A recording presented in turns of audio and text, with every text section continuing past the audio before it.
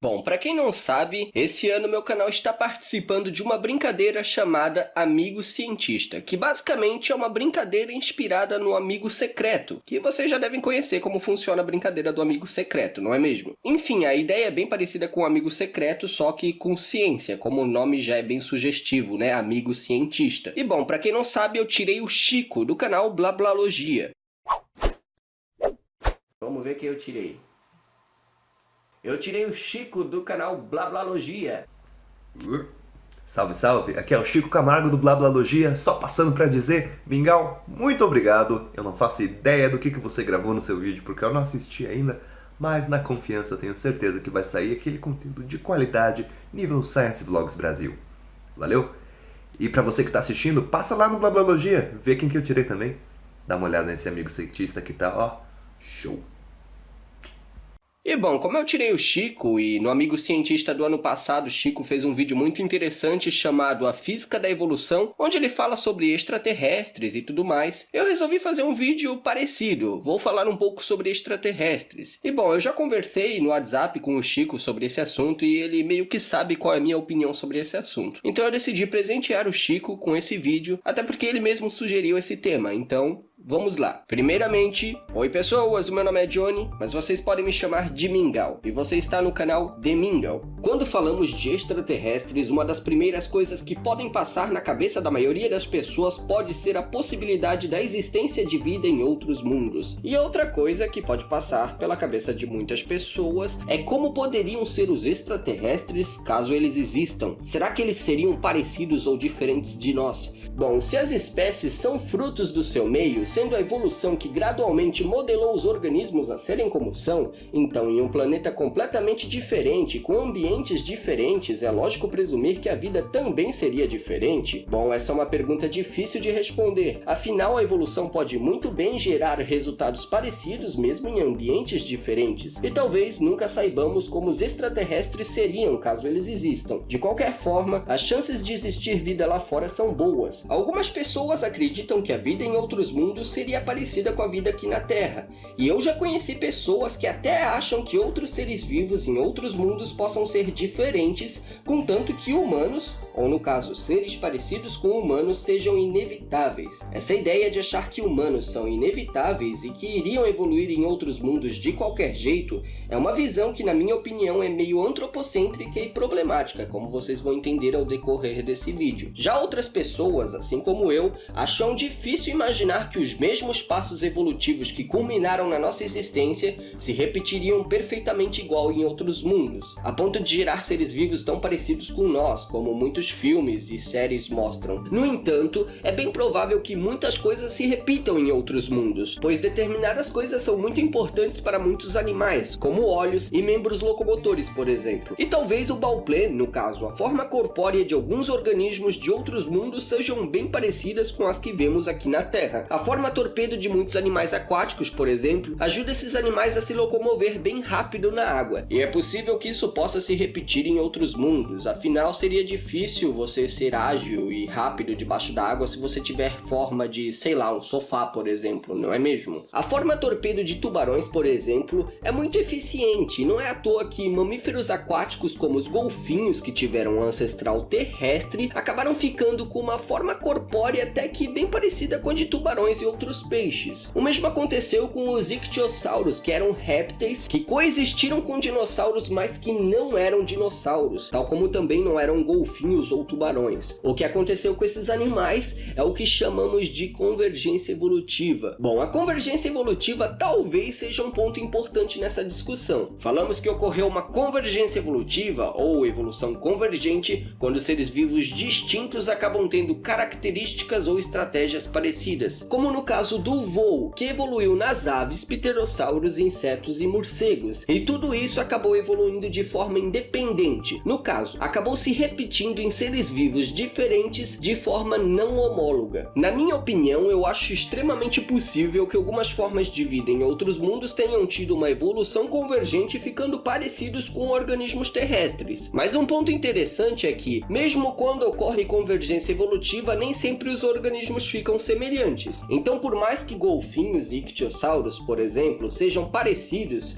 porque tiveram uma evolução convergente, nem sempre os seres vivos que tiveram uma evolução convergente ficam parecidos. O bipedalismo é um exemplo. Vários animais são bípedes, assim como nós humanos. Entre os bípedes estão, por exemplo, as aves e os cangurus. E bom, um avestruz não vai ser parecido com um humano, por exemplo, só porque tivemos convergência evolutiva no bipedalismo. Ou seja, a convergência evolutiva não precisa gerar resultados tão semelhantes. As serpentes voadoras são capazes de planar em forma de S e outros animais planadores como o petauro do açúcar ou a rã voadora de Wallace não ficaram parecidos só porque tiveram uma convergência evolutiva, sendo esses organismos planadores. No período carbonífero existiram insetos do tamanho de uma gaivota que voavam pelos céus de nosso planeta. Assim como aves, os insetos voadores batem as asas. Bater as asas de fato é a forma mais eficiente para os animais voarem. No entanto, gaivotas não são parecidas com insetos só porque ambos batem as asas. Ou seja, mesmo que extraterrestres em outros mundos tenham uma evolução convergente com humanos, ficando com uma inteligência parecida, por exemplo, nem por isso esses extraterrestres precisam acabar ficando humanoides. Na minha opinião, é bem possível imaginar um organismo tendo uma inteligência como a nossa, ou talvez tendo algumas características tipicamente humanas sem se assemelhar a um humano. Inteligência, olhos, simetria bilateral, pernas e braços com mãos e dedos. Na minha opinião, essas características podem muito bem se repetir sem necessidade de culminar em um humanoide verde cabeçudo como muitas pessoas acham que os extraterrestres seriam. Mas enfim, agora eu vou trazer aqui para vocês a opinião de um grande cientista famoso chamado Theodosius Dobzhansky, que talvez você já deva conhecer pela frase "Nada na biologia faz sentido exceto a luz da evolução", que é uma frase famosa do próprio Dobzhansky. Theodosius Dobzhansky dizia que apesar de todas as incertezas a respeito desse tema, duas coisas são importantes: mutação e seleção. Primeiro, os materiais genéticos estarão sujeitos a mutações. A autocópia precisa é a principal função de qualquer material genético, mas dificilmente é concebível que nenhum erro de cópia seja feito. Se tais erros ocorrerem, é possível extrair a segunda inferência. As variantes que surgirem definirão o cenário para a seleção natural. Dobzhansky também falava de convergência evolutiva versus divergência evolutiva, visto que na Terra ocorrem muitas convergências evolutivas, como por exemplo o formato de tubarões e cetáceos. Muitos argumentam que essas convergências podem ser um processo universal, fazendo com que a vida fora da Terra não seja muito diferente do que vemos por aqui. Mas Dobzhansky pensava diferente. Segundo ele, ambientes semelhantes resultaram não somente em convergência, mas em divergência evolutiva também. Dobzhansky argumentava que é de fato notável que ambientes semelhantes frequentemente tenham evocado respostas adaptativas evolutivas semelhantes em formas de vidas não intimamente relacionadas, mas é igualmente significativo que, em muitos casos, as respostas não tenham sido semelhantes. A adaptação a um determinado ambiente pode ser garantida por diferentes meios. Por exemplo, para sobreviver ao frio do inverno, uma espécie pode desenvolver um mecanismo de dormência no inverno, temperatura constante do corpo, migração para climas mais quentes ou o uso de fogo. A predação dos jovens pode ser combatida por alta fecundidade, ocultação ou cuidado e proteção dos pais. As plantas do deserto resistem à aridez transformando folhas em espinhos ou derramando folhas durante a seca e desenvolvendo-as durante as estações chuvosas, ou comprimindo o ciclo de vida de germinação, crescimento, floração e amadurecimento de sementes em um curto espaço de tempo durante o qual a água é abundante. Não há nada que indique que algum desses métodos de adaptação seja intrinsecamente superior aos demais. Algumas instâncias de não utilização das opções adaptativas disponíveis são notáveis e merecem reflexão cuidadosa. Os 21 filos agora vivos do reino animal se originaram no mar. A maioria deles também deu origem a criaturas que habitavam água doce, mas algumas, incluindo os equinodermos e braquiópodes antigos e generalizados, não o fizeram. As formigas da subfamília Atini são agricultoras, construindo plantações de fungos elaboradas em seus ninhos e se alimentando dos fungos que elas cultivam. Essa subfamília tem muitas espécies de muito sucesso nos trópicos do hemisfério ocidental, mas mas nada como elas evoluiu nos trópicos do Velho Mundo, onde o ambiente parece igualmente favorável. A existência de uma oportunidade adaptativa claramente não garante que essa oportunidade será utilizada. Bom, isso que vocês acabaram de ouvir foram palavras do próprio Dobzhansky.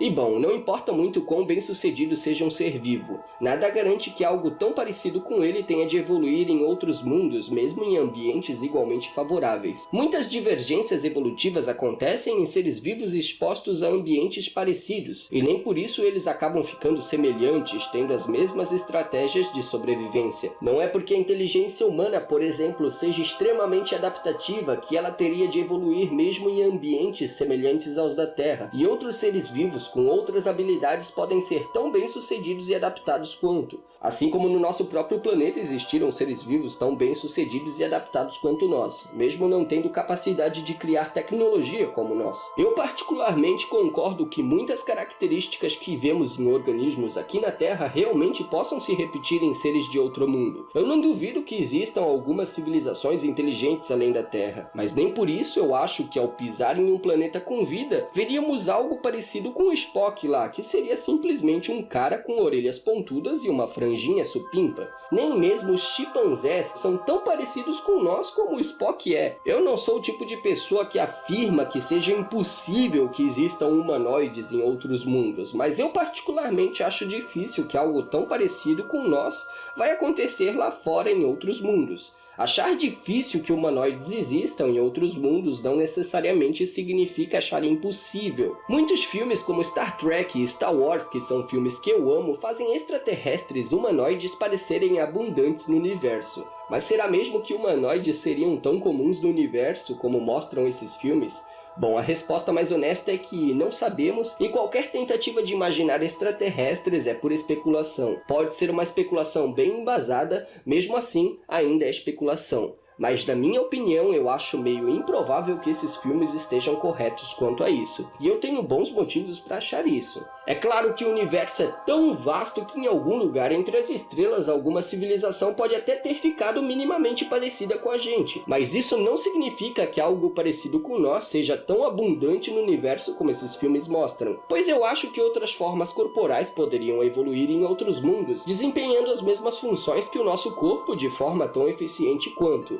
Uma coisa que eu gosto de pensar quando eu falo nesse assunto é que se tivéssemos a capacidade de viajar no tempo e se voltássemos no tempo aqui na Terra há 75 milhões de anos atrás, por exemplo, nós não veríamos humanoides inteligentes por aqui. Afinal, humanoides inteligentes são algo relativamente recente na história desse planeta. E se a vida inteira no nosso planeta fosse extinta há 70 ou 80 milhões de anos atrás, por exemplo, certamente nunca teriam surgido humanos por aqui. Assim como se talvez os dinossauros não avianos não tivessem sido extintos, nós talvez não teríamos surgido por aqui. Se a linhagem que tivesse dado origem aos primeiros cordados tivesse sido extinta lá no início por completo, nós também não estaríamos por aqui, assim como os dinossauros, cetáceos e todos os peixes. E isso faz a gente refletir que os eventos que culminaram na nossa existência poderiam simplesmente não ter acontecido e o mundo talvez seria um lugar diferente. Assim como talvez nós seríamos diferentes se ao invés de peixes com nadadeira lobada, nós tetrápodes tivéssemos evoluído de algum animal com tentáculos, por exemplo, sei lá. E nesse caso nós não seríamos nós, né? Mas sim outra coisa. A verdade é que o único exemplo de vida em algum planeta que nós temos é a vida do nosso próprio planeta. E a vida do nosso próprio planeta aconteceu desse jeito. Então, a gente não tem como saber se a vida seria de outro jeito em outros planetas. Mas a verdade é que não é eu ou você que vai saber como a vida seria em outros planetas. E existe a possibilidade de que nunca saibamos. Ainda assim, a reflexão sobre isso é muito interessante, e é por isso que eu estou fazendo esse vídeo. Bom, Stephen Jay Gould, um paleontólogo famoso de sua época, dizia que a questão com a história da vida é que nós temos apenas um experimento que, em virtude de semelhanças bioquímicas, sabemos que tem uma origem em comum. E a vida na Terra não nos responde à questão crucial de saber se a vida deve ser sempre organizada como é aqui, ou se o que vemos na Terra é apenas uma possibilidade em 100 milhões de alternativas não reais. realizadas. Segundo Gould, a contingência imprevisível governa os caminhos da história da vida na Terra. Se voltássemos, entre aspas, a fita da vida na Terra e tocássemos ela novamente, a evolução poderia seguir um caminho diferente do caminho que ela seguiu. Se qualquer evento inicial for alterado, ou mesmo que ligeiramente e aparentemente sem importância, a evolução pode muito bem seguir um caminho diferente. A variedade de caminhos possíveis demonstra que os resultados desses caminhos não podem ser previstos desde o início. Cada caminho passa por milhares de estágios improváveis. Se cada um desses estágios acontecerem de maneira diferente, o resultado pode gerar organismos diferentes. A evolução no próprio planeta Terra poderia ser diferente se algo no passado fosse alterado, por exemplo. Agora imagine a evolução em outros mundos completamente diferentes. Mais uma vez, devo repetir aqui que eu não estou dizendo que certas coisas não se repetiriam em outros mundos ou até mesmo na própria Terra, caso a vida seguisse caminhos diferentes. É bem possível que, se existam animais voadores em outros mundos, eles batam as asas para voar, assim como fazem animais voadores do nosso planeta, por exemplo. Assim como é bem possível que, se existam animais aquáticos em outros mundos, eles tenham a forma de torpedo para se locomover debaixo da água, assim como muitos animais aquáticos do nosso planeta, por exemplo. Em um debate da Sociedade Planetária com Ernest Mayr, Carl Sagan falou que as espécies tecnologicamente comunicantes podem viver na Terra ou no mar ou no ar. Eles podem ter químicas, formas, tamanho, cores, apêndices e opiniões inimagináveis. Não exigimos que eles sigam a rota específica que levou à evolução dos seres humanos. Pode haver muitos caminhos evolutivos diferentes, cada um improvável, mas a soma do número de caminhos para a inteligência pode, no entanto, ser bastante substancial. Enfim, outra opinião de cientista que eu gostaria de trazer aqui para vocês é a do George Gaylord Simpson. George Gaylord Simpson argumentava que a vida do nosso planeta provavelmente é única. Ele dizia que as espécies existentes certamente teriam sido diferentes se o início tivesse sido diferente e se alguma etapa da história dos organismos e seus ambientes tivesse sido diferente. O homem não pode ser uma exceção a essa regra. Se a cadeia causal fosse diferente, o Homo sapiens não existiria. Simpson inclusive já publicou um artigo na Science chamado A Não Prevalência de Humanoides. E o Stephen Jay Gould, que eu também mencionei aqui nesse vídeo, ele tem um ótimo livro, que é um dos meus livros favoritos, chamado Vida Maravilhosa. E foi uma das coisas que eu me baseei para construir minha opinião sobre esse assunto. E o Dobzhansky, que eu também mencionei aqui nesse vídeo, ele também tem um artigo sobre esse assunto, que é muito interessante, aliás. Bom, eu me baseei principalmente nesses cientistas para fazer esse vídeo aqui. E para não deixar esse vídeo muito grande, coisa que eu não podia fazer e meio que o vídeo já está muito grande, mas enfim, para não deixar esse vídeo muito grande, eu acabei deixando de fora a opinião de Ernest Mayr, que falava que a própria inteligência, e quando eu digo inteligência, eu me refiro a uma inteligência bem parecida com a de humanos, né? Essa inteligência, o Ernest Mayr, ele dizia que ela pode ser rara, e ele tinha bons argumentos para isso. Mas agora vamos ver quem me tirou no Amigo Cientista. O Lucas falou que eu tenho que tirar o Amigo Cientista do Science Vlogs Brasil, mas eu não tô achando papel.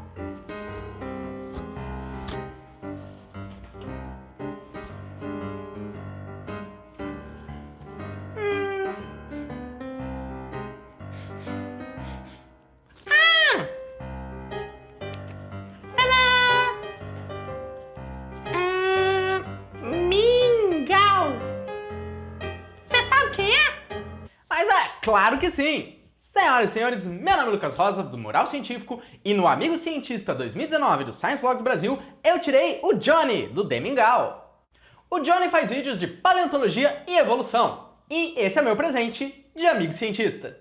Deem uma passada lá no canal dele para ver o vídeo que ele preparou. É isso aí, pessoal. Se vocês gostaram do vídeo, afundem o dedo aí no like, se inscrevam no canal, ativem o sininho e tudo mais. Me sigam nas redes sociais, um abraço para todo mundo e tchau, tchau.